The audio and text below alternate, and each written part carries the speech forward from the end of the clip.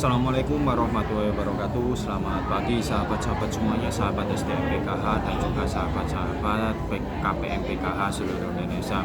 Baik sahabat-sahabat, tonton video ini sampai selesai. Jangan lupa tekan tombol like, subscribe, serta komentarnya. Tinggalkan jejak di kolom komentar kami, kita berdiskusi sahabat-sahabat ya. Baik sahabat-sahabat, di video kali ini kita akan memberikan informasi bagaimana caranya kita menurunkan desil agar data kita itu masuk ke dalam penerima bansos yang benar-benar layak ya sahabat-sahabat.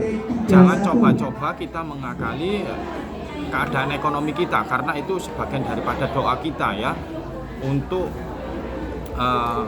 perubahan kehidupan kita sahabat-sahabat. Oke sahabat-sahabat, dari peraturan presiden juga dijelaskan tentang penerbitan data tunggal sosial ekonomi nasional atau DTSEN, di mana data tersebut kolaborasi yang besar adalah data dari Kementerian Sosial dan BPS Badan Pusat Statistika ya, yang dimana data tersebut diolah, dipadankan, dijadikan satu, dijadikan rankingan, dijadikan rata-rata, dijadikan sebagai acuan, sehingga memperolehlah peringkat desil, yang dimana desil keluar dan kita sebagai penerima atau sebagai warga negara yang mempunyai KTP atau KTP atau KK kaget, loh kok saya desil sini, kok saya desil ini, begitu ya sahabat-sahabat ya.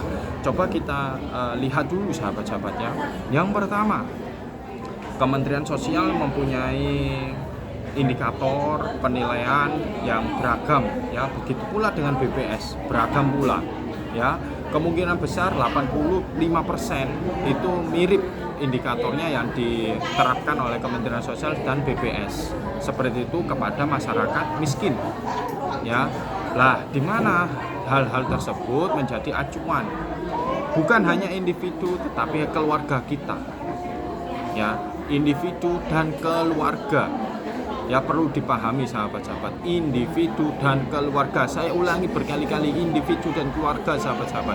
Ya, jadi bukan hanya individu saja yang dinilai, tapi satu keluarga kita dinilai. Bahkan yang sudah ex keluarga kita, yang sudah keluar kakak, itu juga menjadi penilaian dalam jangka beberapa tahun. Itu sahabat-sahabatnya, itu yang dari BPPS. Untuk Kementerian Sosial kondisinya real secara nyata hari ini juga. Untuk BPS dilihat beberapa tahun ke belakang juga.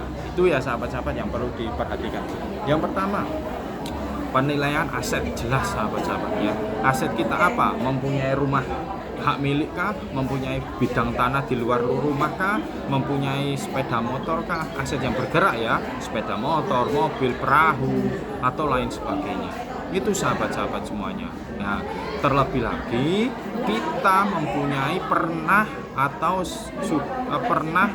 sedang melakukan pekerjaan yang mempunyai gaji tinggi sebesar UMP, bukan UMR lagi ya, UMP, upah minimum provinsi. Misalnya di kabupaten kami ini UMR-nya 5 juta, sedangkan di provinsi Jatim itu 2.800.000. Ya katakanlah sahabat mempunyai gaji 3 juta, ya itu tidak layak sahabat-sahabat. Ya nanti indikator-indikator tersebut akan diolah lagi ya.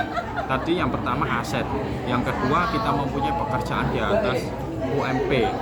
Yang ketiga sahabat-sahabat ya, yang ketiga status kita di masyarakat sebagai apakah ASN kah, perangkat desa kah, atau lain sebagainya. Itu yang individu sahabat-sahabat.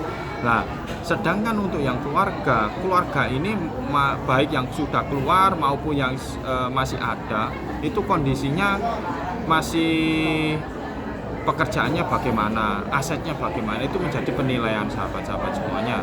Ya, seperti itu sahabat-sahabat. Itu menjadi penilaian terkait keluarga tadi ya.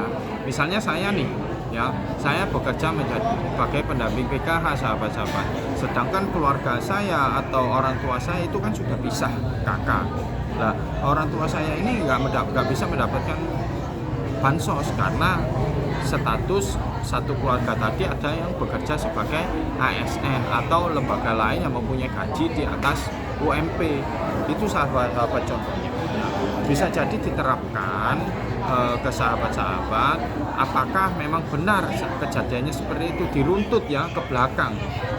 Bahkan yang sudah umroh atau haji atau melaksanakan hajatan, pernikahan, khitanan atau lainnya itu bisa terdeteksi sahabat-sahabat. Ya. Yang selanjutnya yang keempat adalah status BPJS kita, mandiri kah, PBI kah, atau lain sebagainya. Nah, yang mandiri terutama kelas 1 pasti terdeteksi kesehatannya itu, BPJS kesehatannya. Lo ini sudah mampu membayar, berarti tidak indikatornya tidak memerlukan bansos. Itu sahabat-sahabat. Apalagi pernah mencairkan BPJS Ketenagakerjaan atau BPJS TK. Itu sahabat-sahabat ya. Untuk selanjutnya ya, kita mempunyai riwayat di bank atau pernah bersentuhan dengan bank. Ya, bank himbara, bank apapun terkait pinjaman, kur, hutang piutang, atau nama kita dipinjam oleh orang lain dan sebagainya. Itu menjadi catatan individu untuk penilaian perankingan desil sahabat-sahabat. Ya, meskipun desil kita di 3 atau 1 sampai 4 atau 1 sampai 5 yang berhak menerima bansos, tetapi itu menyebabkan data kita exclude tiba-tiba, statusnya bansos tidak dipergunakan secara sebagaimana mestinya karena kita berhubungan dengan pihak bank. Itu ya sahabat-sahabat semuanya, kriteria yang perlu dipahami sahabat-sahabat. Bagaimana penentuan desil seperti itu. Bila tidak sesuai, nanti bisa ada solusinya sahabat-sahabat ya. Nanti solusinya seperti ini. Kita yang pertama datang ke pihak desa, ada dua jalur ya, pihak ke formal ke pihak desa, jalur informal pakai aplikasi cek bansos.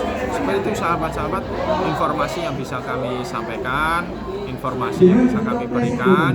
Jangan lupa sebarluaskan informasi ini ya sahabat-sahabat ke masyarakat umum dan tinggalkan jejak di kolom komentar. Seperti itu sahabat-sahabat. Terima kasih. Wassalamualaikum warahmatullahi wabarakatuh.